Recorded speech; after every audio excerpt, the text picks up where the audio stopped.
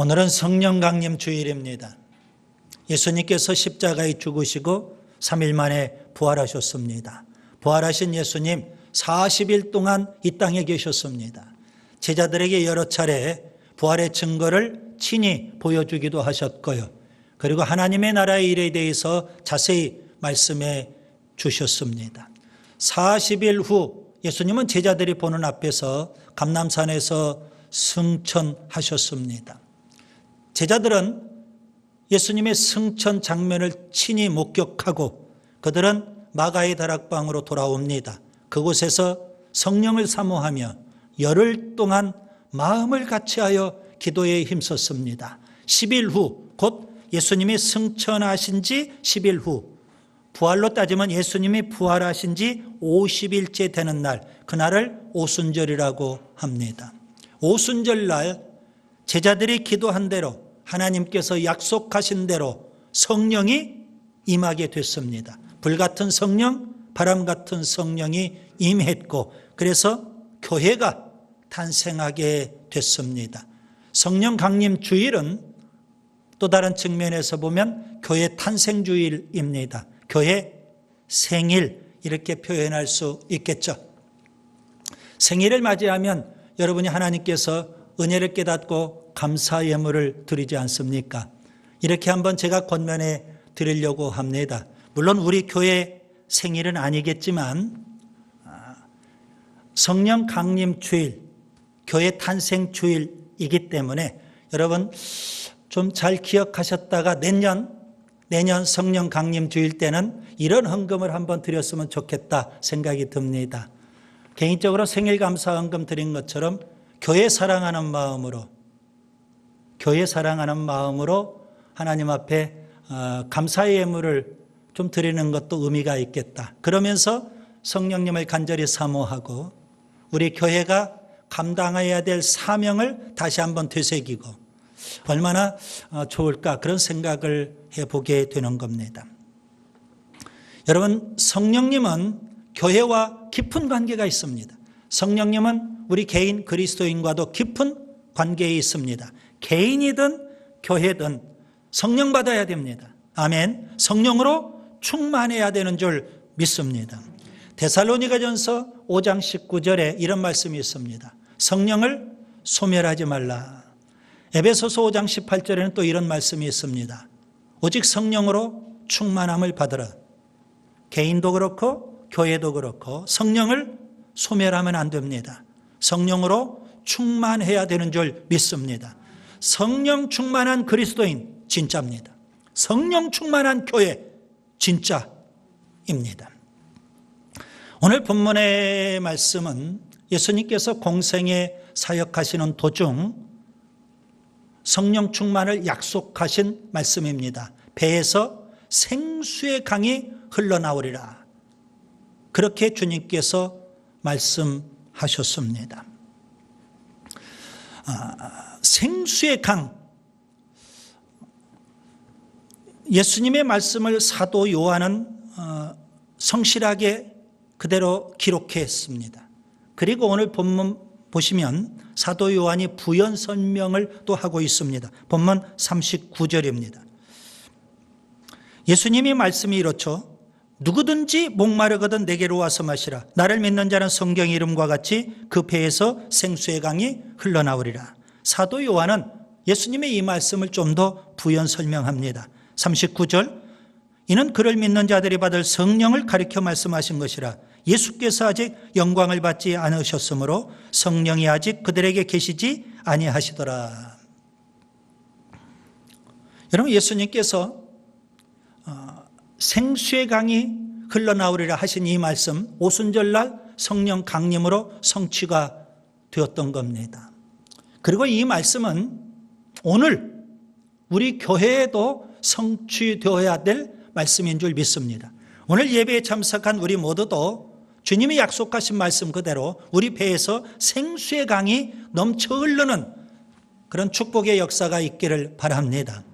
예수님께서 이 약속의 말씀을 주신 때는 언제일까요? 유대인의 명절인 초막절입니다. 오늘 본문 서두에 보면 명절 끝날 초막절을 가리키는 겁니다. 여러분, 초막절은 유대인들에게 특별한 절기입니다. 물과 관련된 아주 귀한 절기, 이렇게 이해하시면 되겠습니다. 왜 물과 관련이 있을까요? 초막절 절기 때 그들이 행하는 의식이 있습니다. 제사장을 필두로 초막절 절기를 지키러 온 유대인들이 행렬을 이룹니다. 그래서 그들은 실로암 목까지 가서 거기에서 물을 길어가지고 예루살렘 성전 제단에 붓는 의식을 매일같이 합니다. 초막절 절기 7일 동안. 그러면서 그들은 물에 대해서 깊이 생각을 하게 됩니다. 먼 옛날 이스라엘의 조상, 광야 생활을 할 때 물이 없어 힘든 그들, 하나님께서 반석에서 생수를 주셨던 것. 하나님 어떤 분이에요? 생수를 주시는 분. 이스라엘 백성이 하나님의 약속의 땅, 가나안 땅에 정착하게 됐습니다. 이제 그들은 농사를 해야 돼요. 하나님께서 이른 비를 주셔야 되고 늦은 비를 주셔야만 농사를 지을 수 있는 거예요.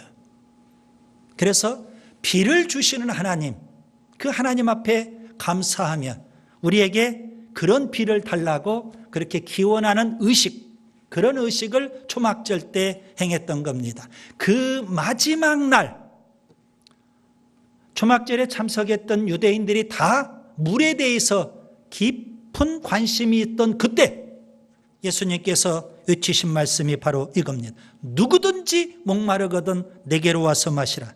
나를 믿는 자는 성경의 이름과 같이 그 배에서 생수의 강이 흘러나오리라. 그렇게 말씀해 주셨던 겁니다. 예수님께서 또 이렇게 말씀하신 적이 있습니다. 한 번은 사마리아 성에 가셨습니다. 몹시 갈증을 느끼셨습니다. 수가성 우물가에 주님이 앉아 계십니다. 그때 한 여인이 그곳에 오게 됐죠.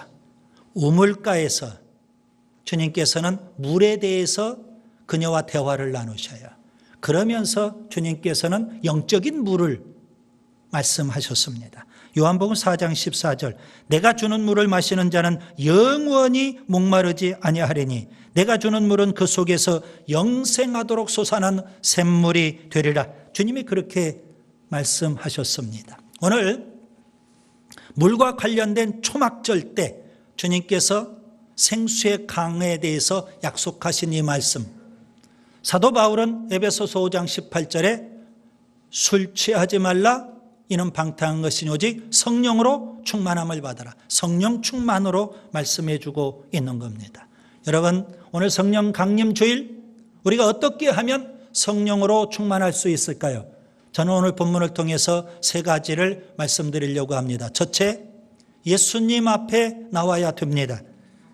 여러분, 본문 37절을 자세히 보시기 바랍니다. 누구든지 목마르거든, 그 다음에요, 내게로 와서. 예수님은 지금 많은 유대인들에게 초청을 하고 계시는 겁니다. 내게로 오라, 내게로 오라. 성경에 보면 예수님의 초청이 여러 번 있습니다. 그 중에 가장 중요한 초청은 구원회로의 초청이겠죠. 죄인된 사람들을 구원받도록 주님은 초청하시는 겁니다. 예수님 십자가에 죽으시고 부활하심으로 복음을 이루셨습니다. 그 복음을 우리들에게 교회에 맡겨주시고, 교회가 우리가 이 복음을 전함으로 죽어가는 세상 사람들을 초청하고 있는 겁니다. 구원받도록. 예수님의 초청은 또 구원회로의 초청뿐만 아니라 사명회로의 초청도 있습니다. 여러분, 예수 믿고 구원받았다면 이제 우리가 사명에 살아야 되지 않을까요? 그래서 예수님은 우리에게 교회를 주시고 직분과 은사와 사역을 맡겨주시고 사명에 살도록 해주시는 줄 믿습니다. 예수님의 초청은 또 천국애로의 초청이 있습니다. 수고하고 무거운 인생의 모든 짐을 우리가 내려놓는 그날, 주님은 우리를 어디로요? 천국으로 초청해 주시는 줄 믿습니다. 그곳은 죽음도 없고 어둠도 없고 질병도 없고 가난도 없고 생명수가 넘치는 곳, 생명나무의 그 열매들이 풍성한 곳, 우리가 영생을 누릴 수 있는 그곳 천국으로 우리를 초청해 주시는 줄 믿습니다. 오늘 본문에서 예수님은 생수의 강 애로에 초청을 하고 계십니다. 누구든지 목마르거든 내게로 와서 마시라. 여러분, 예수님 앞에 나와야 되겠죠. 예수님의 초청에 응해서 예수님 앞에 나올 때 정말 중요한 게 있습니다. 어떤 마음을 갖고 나와야 되느냐. 누구든지 목마르거든 사모하는 마음 갖고 나와야 됩니다. 갈증을 느끼는 사람, 물을 사모하듯, 사슴이 시냇물을 사모하듯 그렇게 우리가 사모하는 마음 갖고 주님 앞에 나와야 된다는 말씀입니다. 예수님께서 이렇게 말씀하십니다. 요한복음 10장 10절, 내가 온 것은 양으로 생명을 얻게 하고. 여러분, 우리가 예수 믿고 생명 얻었죠. 그 뒤가 또 무슨 말씀일까요? 더 풍성히 얻게 하려는 것이라. 여러분, 예수 믿고 구원받은 것으로 끝나지 마시고 더 풍성한 생명을 우리가 누릴 수 있기를 바랍니다. 그런데 이런 진리를 모른다면, 생수의 강이라는 것을 모른다면 우리가 어떻게 사모할 것이고 우리가 어떻게 주님 앞에 나와서 그 은혜를 체험할 수 있겠습니까? 그래서 여러분, 우리가 이런 진리들을 우리가 바로 알고 사모한 마음을 갖고 주님 앞에 나와야 되는 줄 믿습니다. 에스겔 47장에 보면 에스겔 선지자가 환상을 봅니다. 성전 문지방에서 물이 흐르는데 그 물이 점점 많아지고 끝내는 강이 되는 그런 환상을 보게 됩니다. 음성이 들려요. 측량해 보라는 겁니다. 처음에 측량을 했어요. 그랬더니 발목까지 차오르는 물이에요. 그 다음에 또 측량을 해봤어요. 그랬더니 이제는 무릎까지 차오르는 물이에요. 그 다음에 또 측량을 했어요. 그랬더니 이제는 허리까지 차오르는 물이 됐어요. 또 한 번 더 측량을 했어요. 그랬더니 이제는 헤엄쳐야만 될 깊고 큰 강이 되었더라는 겁니다. 무슨 의미일까요? 여러분, 그런 은혜들을 우리가 체험할 수 있어야 된다는 겁니다. 어떤 사람은 발목까지 차오르는 은혜만 체험하다 끝납니다. 어떤 사람은 무릎까지, 어떤 사람은 허리까지, 어떤 사람은 강의 은혜, 그런 은혜들을 우리가 사모하며 체험한다면 얼마나 좋을까요? 주님은 약속하십니다. 생수의 강, 흘러넘치는 그런 은혜를 우리가 체험해야 됩니다. 예수님께서 생수의 강 애로에 초청을 하셨는데 그 초청에 응하고 그래서 사모하는 마음으로 그 은혜를 체험하면 얼마나 좋겠어요. 그런데 오늘 본문을 보세요. 40절부터 44절에 보시면 유대인들, 특별히 바리새인들, 유대 교권자들은 초청에 응하지를 않습니다. 예수님을 무시하고 멸시해 버립니다. 그들은 적극적으로 예수님을 잡으려고 곧 대적하기까지 했습니다. 바울을 아시죠? 그는 회심하기 이전에 유대교에 있었습니다. 바리새인입니다. 철저히 신앙으로 살았던 사람이었어요. 예수님을 미워하고 교회를 핍박하고 그리스도인들을 증오했던 사람입니다. 그런 그가 다메섹에서 은혜를 체험합니다. 그 은혜가 너무 크고 깊기 때문에 그는 그의 인생을 걸고 그의 목숨을 걸고 그 은혜의 복음을 전합니다. 주님 말씀대로 땅끝까지 가서라도 이 은혜의 복음을 전하고 싶은 겁니다. 그런데 바울을 쫓아다니면서 그 은혜의 복음을 전하지 못하도록 핍박하고 박해한 사람들은 누구일까요? 하나님을 잘 믿는다고 하는 유대인들이었습니다. 초청에 응하지를 않는 겁니다. 무관심합니다. 예수님께서 누가복음 14장에 큰 잔치 비유를 말씀하셨습니다. 한 주인이 큰 잔치를 계획했습니다. 그래서 먼저 초청장을 발송합니다. 그리고 잔치를 위해서 음식을 많이 준비했습니다. 잔칫날이 되어서 종들을 다시 보냅니다. 초청장 발송한 사람들에게 정중히 찾아가서 초청해 오라는 겁니다. 그래서 종들이 다 나아갔는데 어찌된 일인지 초청장을 받았던 사람들이 다 거절합니다. 관심이 없습니다. 다 핑계를 댑니다. 그 소식을 들었던 주인이 대노합니다. 화가 났어요. 이렇게 큰 잔치를 벌였는데 초청에 응하지 않다니 얼마나 화가 나겠어요. 종들을 불러 모읍니다. 그리고 종들에게 이렇게 명령을 해요. 시내에 나가서 아무나 다 데려오라. 아무나 다 데려오라. 사람들을 강권하여 데려다가 내 집을 채우라. 그렇게 말씀합니다. 주님께서 그런 비유를 말씀하신 이유는 뭘까요? 초청받은 사람은 많은데 택함받은 사람은, 초청에 응하는 사람들은 별로 없더라는 겁니다. 여러분, 우리가 예수님 앞에 나오는데 사모하는 마음으로 나와야 되는 줄 믿습니다. 주일마다 우리가 하나님 앞에 나와서 예배 드릴 때 여러분 사모하는 마음이 참 중요해요. 그 다음에 두 번째, 어떻게 하면 우리가 생수의 강 성령의 충만함을 받을 수 있을까요? 예수님을 믿어야 합니다. 여러분 본문 38절에 보시면 나를 믿는 자는 그랬습니다. 본문 39절을 보세요. 그를 믿는 자들이 받을 성령이라고 표현했습니다. 누가 생수의 강을 체험할 수 있을까요? 누가 성령으로 충만할 수 있을까요? 예수님을 믿는 자입니다. 여러분 믿음이 중요합니다. 우리가 믿음으로 구원받고요. 아멘.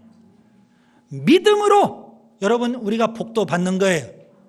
믿음으로 우리가 천국도 가는 거예요. 아멘. 믿음으로 성령 받아야 되는 줄 믿습니다. 믿음으로 우리가 생수의 강이 흘러넘치게 되고요. 믿음으로 성령 충만해야 되는 줄 믿습니다.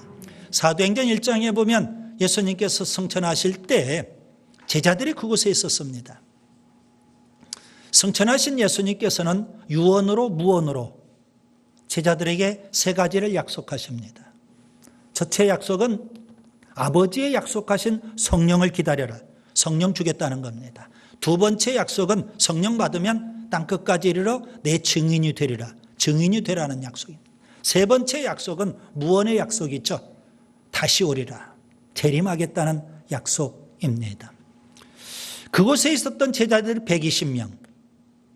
그들은 감람산에서 마가의 다락방으로 돌아옵니다.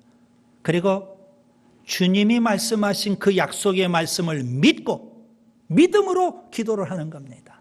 열흘 동안 간절히 믿음으로 기도를 했습니다.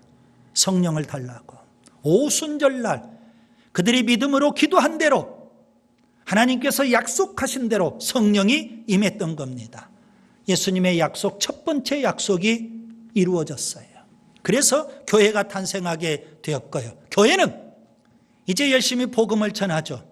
두 번째 약속을 지금 실현해 가고 있는 겁니다.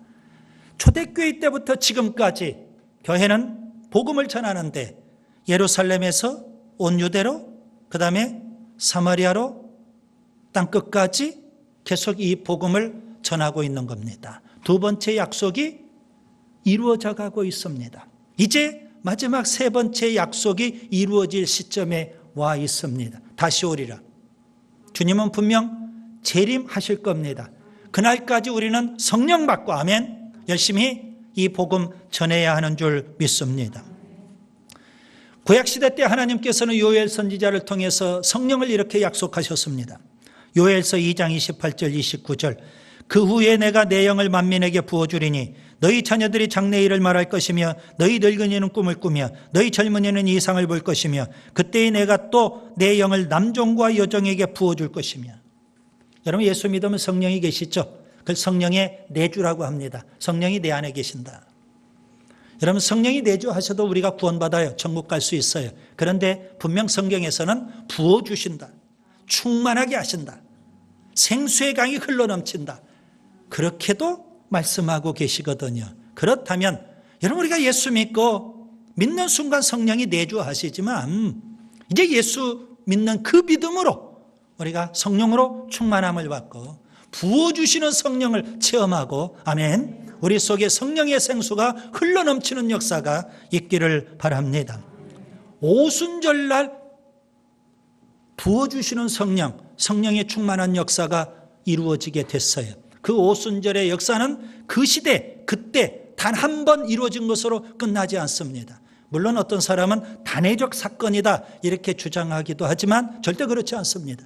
오순절 역사는 반복적인 사건입니다. 사도행전에도 보면 계속해서 사마리아 성에도 에베소 교회에도 성령이 부어지는 역사가 있었던 것을 우리는 기억하면서 오늘 우리 시대, 우리 교회에도 주님께서 부어주시는 성령의 역사가 있기를 바랍니다. 우리 속에서 생수의 강이 흘러넘치는 역사가 있기를 바라는 겁니다.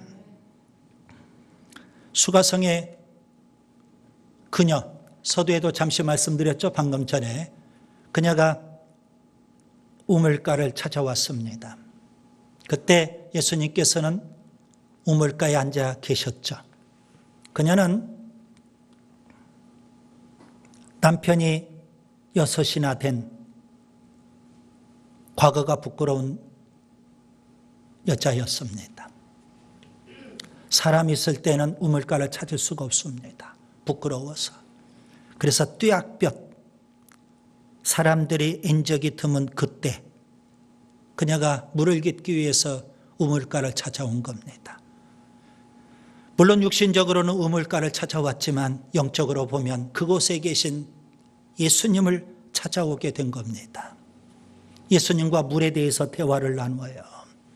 그러다가 내 앞에 계신 그분, 유대인 남자인 줄로만 알았던 그분, 단지 탁월한 선지자인 것으로만 여겼던 그분이 메시아 그리스도인 것을 깨닫게 돼요. 그분을 믿게 돼요. 예수 믿는 믿음이 생겼어요. 주님은 이렇게 약속하십니다. 요한복음 4장 13절 14절 이 물을 마시는 자마다 다시 목마르려니와 내가 주는 물을 마시는 자는 영원히 목마르지 아니하리니 내가 주는 물은 그 속에서 영생하도록 솟아나는 샘물이 되리라. 예수 믿는 믿음이 중요합니다. 하나님은 누구에게 생수의 강이 흘러넘치도록 해 주실까요? 누가 성령으로 충만할 수 있을까요? 믿음으로. 예수님을 믿어야 돼요. 그 다음에 세 번째, 예수님을 마셔야 됩니다. 본문 37절 내게로 와서 마시라 했습니다.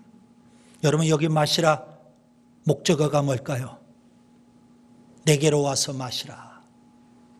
여러분 여기 마셔라 이 말씀 속에는 두 가지 의미가 담겨 있습니다. 목적어가 다릅니다. 하나는 생수를 마셔라. 자, 내게로 와서 생수를 마셔라. 그 생수를 누가 주셔요? 예수님이 주십니다. 예수님. 여러분 예수님은 생수의 강이 흘러넘치도록 해주시고요. 예수님은 우리에게 성령을 부어주시는 줄 믿습니다. 오순절날 성령이 임했을 때 마가의 다락방에 있었던 120명이 다 성령으로 충만했어요. 유대인들이 그걸 보고 술 취했다. 대낮에 술 취했다. 그렇게 비난합니다. 성령 충만했던 베드로가 그들을 향해서 설교를 합니다. 아니라는 겁니다. 술 취한 게 아니라는 겁니다. 그러면서 베드로는 이렇게 말합니다. 사도행전 2장 33절 하나님이 오른손으로 예수를 높이시매 그가 약속하신 성령을 아버지께 받아서 너희가 보고 듣는 이것을 부어주셨느니라. 예수님께서 아버지 하나님으로부터 성령을 받아서 우리에게 지금 부어주신 거라는 겁니다. 그래서 우리가 성령 충만하게 되었다고 베드로가 설교하고 있어요. 여러분 사모하는 마음으로 예수님 앞에 나오는 자에게 믿음으로 예수님께 기도하는 자에게 주님은 지금도 성령을 부어주시는 줄 믿습니다. 그 다음에 또 하나의 의미가 있어요. 내게로 와서 마시라. 물론 생수를 마셔라 그런 의미도 되지만 나를 마셔라. 예수님을 마셔라. 그런 의미가 있습니다. 여러분 예수님을 마셔라. 이 말씀은 참으로 심오합니다. 특이하기도 하고요. 어떻게 예수님을 마실 수 있을까? 예수님께서 이렇게 말씀하신 적이 있어요. 여러분이 잘 아는 말씀인데요. 마태복음 11장 29절에 보면 나의 멍에를 메고 내게 배우라. 여러분 여기 내게 배우라 이 말씀도 두 가지 의미가 있는 겁니다. 내가 선생이니까 나에게 와서 배워라 그런 의미가 돼요. 또 하나는 나에게 와서 나를 배워라 그런 의미입니다. 예수님은 선생님이기도 하지만 예수님은 학습의 주제, 학습의 내용도 되신다는 겁니다. 그래서 예수님에게 나와서 우리가 예수님을 배우는 겁니다. 그런 의미를 함축해서 예수님은 내게 배우라 말씀하셨고 오늘 본문도 그런 의미들이 함축되어 있는 겁니다. 내게로 와서 마시라. 내가 생수를 주겠다. 뿐만 아니라 내가 생수다. 그러니 나를 마셔라. 그런 의미가 되는 겁니다. 여러분 우리가 예수님을 마셔야만 예수님이 우리 안에 오셔야만 우리가 성령 충만할 수 있다는 것 굉장히 중요한 내용입니다. 심오한 내용이고요. 여러분 우리말에 마중물이라는 것 아시죠? 지하에 있는 물을 끌어올리려면 펌프에 뭐 해야 돼요? 한 바가지 물을 부어야 돼요. 그렇죠? 그 물을 우리는 마중물 이렇게 표현합니다. 그 마중물을 부어야만 지하에 있는 물을 끌어올릴 수 있는 거예요. 동일한 원리예요. 예수님을 마중물로 마셔야만 생수의 강이 흘러넘치게 돼요. 성령으로 충만하게 되는 거예요. 예수님은 생수이시고 특별히 마중물이 되시는 줄 믿습니다. 자, 그러면 마중물 대신 생수가 되신 그 예수님이 우리 안에 들어오셔야 되는데 이게 어떻게 되는 걸까? 이게 또 고민이 있죠. 예수님을 마셔야 된다. 그게 무슨 의미일까요? 요한복음 15장에 보면 포도나무와 가지 비유가 있습니다. 가지는 포도나무에 붙어 있어야 돼요. 그걸 주님께서는 이렇게 표현하셨어요. 가지는 포도나무에 붙어 있어야 열매를 맺는다. 그와 같이 너희가 내 안에 거하고 그런 다음에 내 말이 너희 안에 거하면 그렇게 된다는 거예요. 자, 거기 중요한 말씀을 주님이 하셨어요. 내 말이 너희 안에 거한다. 자, 마중물 대신 예수님을 우리가 마신다. 그 말을 달리 표현하면 예수님의 말씀이 우리 안에 거하게 된다. 우리 안에 들어오게 된다. 그런 의미예요. 그래서 예수 충만은 말씀 충만이에요. 바울 사도는 성령 충만을 말씀 충만과 연결을 시켰어요. 에베소서 5장 18절에 보면 오직 성령으로 충만하라. 그렇게 말씀하셨는데 골로새서 3장 16절에 보면 평행 구절입니다. 거기에는 그리스도의 말씀이 너희 속에 풍성히 거하여 성령 충만은 말씀 충만이라는 겁니다. 그러면 이런 영적 공식이 나오죠. 예수 충만은 말씀 충만, 말씀 충만은 성령 충만. 여러분 끊임없이 우리가 생수이신 예수님을 마셔야 돼요. 아멘. 끊임없이 말씀을 먹어야 돼요. 끊임없이 우리가 성령으로 충만해야 되는 줄 믿습니다. 그런 차원에서 주님은 나를 마셔라. 그러면 생수의 강이 흘러넘칠 것이다. 말씀하신 겁니다. 이제 말씀을 정리합니다. 오늘은 성령 강림 주일. 오순절날 성령이 임했어요. 불같은 성령, 바람 같은 성령. 초대교회 성도들이 다 성령으로 충만했고 교회를 이루게 됐어요. 그래서 성령 강림 주일은 교회 탄생 주일이 되는 거예요. 오순절의 그 역사는 단회적인 사건으로 끝나지 않아요. 오늘 우리 시대, 우리에게 주어진 약속의 말씀. 그래서 현재 진행형이에요. 우리가 어떻게 하면 성령으로 충만할 수 있을까요? 첫째, 사모하는 마음 갖고 예수님 앞에 나와야 돼요. 예배당에는 오셨는데 사모하는 마음이 있는지요? 예수님 앞에 나오고 계시는지요? 두 번째, 예수님을 믿어야 돼요. 믿음으로 기도해야 돼요. 세 번째, 생수이신 그 예수님을 마중물로 마셔야 돼요. 그러면 예수 충만, 말씀 충만, 성령 충만한 줄 믿습니다. 성령 충만한 교회, 성령 충만한 성도가 될 수 있기를 바랍니다.